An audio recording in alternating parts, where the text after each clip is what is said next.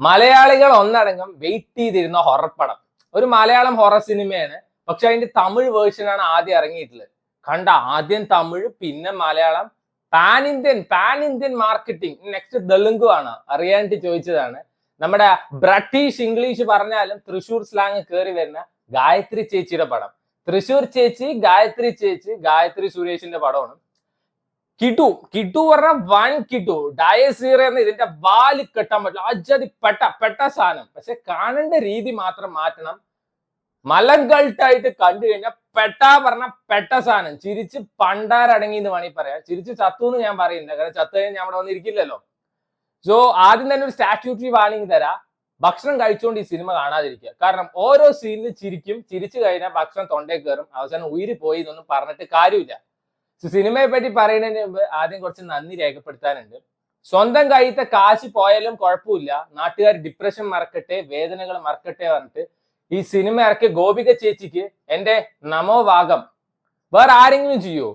ഇത്രയും കാശ് മുടക്കിയിട്ട് നാട്ടുകാർ ചിരിക്കട്ടെ പറഞ്ഞിട്ട് കോർപ്പറേറ്റ് സോഷ്യൽ റെസ്പോൺസിബിലിറ്റി പോലെ പ്രൊഡ്യൂസർ സോഷ്യൽ റെസ്പോൺസിബിലിറ്റി കിട്ടും. Hats off. ആൻഡ് ഇതിന്റെ ഡയറക്ടർ വിനയൻ ചേട്ടൻ. ചേട്ടാ, ഒരു ലോക അവസാനം ഒന്നും നടന്നില്ലെങ്കിൽ ഇതിന്റെ സെക്കൻഡ് പാർട്ട് എന്തായാലും ഓർക്കണം, കാരണം കുറച്ചും കൂടി ചിരിക്കാനാണ്. ഇതിന്റെ ഡയറക്ടർ പോലും ഈ സിനിമ ഇത്രയും തവണ റീവൈൻഡ് അടിച്ച് കണ്ടിട്ടുണ്ടാവില്ല. അത്രയും വട്ടം ഞാൻ കണ്ടു. യൂഷ്വലി എനിക്ക് ഇന്നലെ ഒരു ഭയങ്കര ഒരു ബാഡ് മൂഡിലായിരുന്നു. പക്ഷെ ഈ പടം കഴിഞ്ഞപ്പോ ഐ വാസ് ലൈക്ക്, എവിടെയായിരുന്നു ഈ സിനിമ ഇത്രയും കാലം? അത്രയും ഞാൻ ഇരുന്ന് ചിരിച്ചിട്ടുണ്ട്. ആൻഡ് ഇതിൽ എല്ലാവരും നന്മമരങ്ങളാണ്. പ്രേതം അതിലേറെ നന്മമരം. നമ്മുടെ ഗായത്രി സുരേഷ് പ്രേതം. വീട്ടിലൊരു ഗസ്റ്റ് വന്നു കഴിഞ്ഞാൽ പ്രേതം ചായ വെച്ച് വരും. ഇതൊക്കെ എനിക്ക് കിട്ടണം. ഞാൻ എന്റെ വീട്ടിൽ സുഖമായി പണിക്ക് നിർത്തുന്നു. ഇത്രയും നല്ല പ്രേതം എവിടെ കിട്ടും? ഗസ്റ്റ് വന്നാൽ ചായ വെച്ച് തരും. വീട് പൂട്ടാൻ മറന്നു കഴിഞ്ഞാൽ പൂട്ടിയിട്ട് താക്കോല് നമുക്ക് ഇട്ട് തരും. DS0 ഉണ്ട് ഓരോ അലവലാതി പ്രേതങ്ങൾ മനുഷ്യനെ ഉപദ്രവിക്കാൻ. ഇത്രയും സഹായം ചെയ്തിരുന്ന പ്രേതം വേറെ എവിടെയെങ്കിലും ഉണ്ടാവും?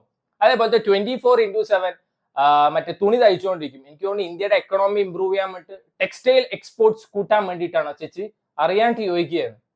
ആൻഡ് ഇത് ഗായത്രി സുരേഷിന്റെ പേക്കൂത്ത് കഴിഞ്ഞല്ലോ വിചാരിച്ചിരിക്കുമ്പോ പടം കഴിഞ്ഞിട്ട് ചേച്ചിയുടെ ഭാഗം തൃശ്ശൂർ സ്ലാങ്ങിൽ ഒരു പാട്ടും കൂടി വേണോ? ഉഗ്രൻ ഒരു സദ്യ കഴിച്ചിട്ട് അടപ്രഥമൻ കുടിച്ച ഫീല്. സോ ഇതില് എന്താ ശിവ എന്ന് ചോദിക്കുന്ന ഒരു സീനുണ്ട്. കിട്ടു. അതായത് എനിക്ക് തോന്നുന്നു മലയാളത്തിലത്തെ ഇപ്പോഴത്തെ റീസെന്റ് ബെസ്റ്റ് അല്ലെങ്കിൽ ബെസ്റ്റ് ഇൻ ടൗൺ എന്നൊക്കെ പറയാൻ പറ്റുന്ന ആക്ട്രസ് പാർവതി തെരുവോത്താണ്. പാർവതിക്ക് പോലും ഇത്രയും കിടുവായിട്ട് ആ ഡയലോഗ് പറയാൻ പറ്റില്ല. അജാതി കിടു. ഞാൻ 2-3 വട്ടം ആ സീൻ ഇരുന്ന് കണ്ടു. അത്രയും ഞാൻ ചിരിച്ചിട്ടുണ്ട്. ഒരു ഇമോഷണൽ സീൻ ഉണ്ട്. ശരിക്ക് വേറെ വല്ലവരാണെങ്കിൽ ഒരു കണ്ണീര് കൊണ്ടൊരു വെള്ളപ്പൊക്കം ഉണ്ടായേനെ. അജാതി ഒരു സീനാണ്. പ്രേതത്തിന്റെ സങ്കടം. അത് കണ്ട എനിക്ക് ചിരിയാ വന്നു. ഒരു അച്ഛന്റെ അടുത്ത് കഥ പറയുന്നുണ്ട്. അത് കണ്ടു കഴിഞ്ഞാൽ ആരായാലും ചിരിച്ചു. അജാതി ഒരു സാധനം. സോ 1.5 മണിക്കൂർ പടമാണ്. ഹൊറർ പടമാണ്. 1.5 മണിക്കൂറാണ്. ആദ്യം ഒരു CI നന്മമരം വരുന്നുണ്ട്. കഞ്ചാവ് പിടിച്ചവനെ ഉപദേശിച്ചിട്ട് നന്നാക്കി വിടുന്നുണ്ട്. പഴക്കൊല മോട്ടിച്ചവനെ നീ പഴം മൊത്തം തിന്നിട്ട് നന്നായിട്ട് പൊയ്ക്കോ പറയുന്നുണ്ട്. അജാതി ഒരു നന്മമരം. പിന്നെ ഇവരുടെ ഒരു റൊമാൻസ്, ഒരു പാട്ട്, ഇങ്ങനെ കേസ് ഇൻവെസ്റ്റിഗേഷൻ. അരമണിക്കൂർ പോയെ ബാക്കി 60 മിനിറ്റ് പടം. അതിൽ ഇവരുടെ പേക്കൂത്ത്. ഒരു നിർഗുണ, ലോകത്ത് ഇത്രയും നിർഗുണനായിട്ട് ഒരു വില്ലൻ ഉണ്ട് എന്ന് എനിക്ക് തോന്നുന്നില്ല. അജാതി ഒരു നിർഗുണ വില്ലനാണ് ഈ സിനിമയിലുള്ളത്. ആൻഡ് ഇതിലൊരു ഫാദർ ഉണ്ട്. അങ്ങേരെ പിടിച്ച് CBI ചേർക്കണം എന്ന് എനിക്ക് പറയാനുള്ളൂ. പിന്നെ ഇന്ത്യ ക്രൈം ഫ്രീ ആവും. കാരണം ഇങ്ങേരെ ഒരാളുടെ കൈ പിടിച്ചു കഴിഞ്ഞാൽ അപ്പൊ വിഷ്വൽ വരും. അതായത് ഇങ്ങേരെ പാസ്റ്റ്, പ്രസന്റ്, ഫ്യൂച്ചർ ഒക്കെ ആൾക്ക് കാണാൻ പറ്റുന്ന. എന്നാ പിന്നെ കേരള പോലീസിൽ ചേർത്ത് വിട്ടാൽ പോരെ, എല്ലാ കേസും അങ്ങേര് തെളിയിക്കുമല്ലോ. സിനിമ ഭയങ്കര ബിഗ് ബഡ്ജറ്റ് പടമല്ല, ലോ ബഡ്ജറ്റ് ആണ്, തല്ലിപ്പൊളി പടം എന്ന് അറിഞ്ഞിട്ട് തന്നെയാണ് കണ്ടത്. എന്നാ ഇതിലെ നല്ലൊരു ഹൊറർ കഥ ഈ ചെറിയ പിള്ളേർ എഴുതും. അല്ലാതെ ഇതിന്റെ ടെക്നിക്കൽ സൈഡ്, അതേപോലത്തെ ബഡ്ജറ്റ് ചെറുതാണ്, അതൊന്നും അല്ല ഞാൻ പറയുന്നത്. ഇപ്പൊ നമ്മൾ ശക്തി തിരുമകൻ സിനിമ എടുത്തു നോക്കിയാൽ മതി. 1 ബഡ്ജറ്റിലൊന്നും എടുത്ത പടം, 1 സ്റ്റാർ കാസ്റ്റിൽ എടുത്ത പടമല്ല. വിജയ് ആന്റണി വെച്ച് എടുത്ത പടം, ലോ ബഡ്ജറ്റിൽ എടുത്ത പടമാണ്. പക്ഷെ പടമായിട്ടല്ല അവർ എടുത്തു വെച്ചിരിക്കുന്നത്. ഇവൻ DS0 നമ്മൾ നോക്കിയാൽ മതി. വലിയ DS0യുടെ ഇന്റർനാഷണൽ സ്റ്റഫ് ഒന്നും നോക്കണ്ട. ആ സിനിമ കണ്ടവർക്കറിയാം. സിനിമ തുടങ്ങുന്ന ഒരു സീനില് ഒരു ചായ ഗ്ലാസ് പൊട്ടിയിട്ട് ചായ ഇട്ടിട്ട് വീണ ഒരു സീൻ ഉണ്ട്. അത് തന്നെ നമുക്കൊരു ഹൊറർ ഫീലിംഗ് ആണ് തരുന്നത്.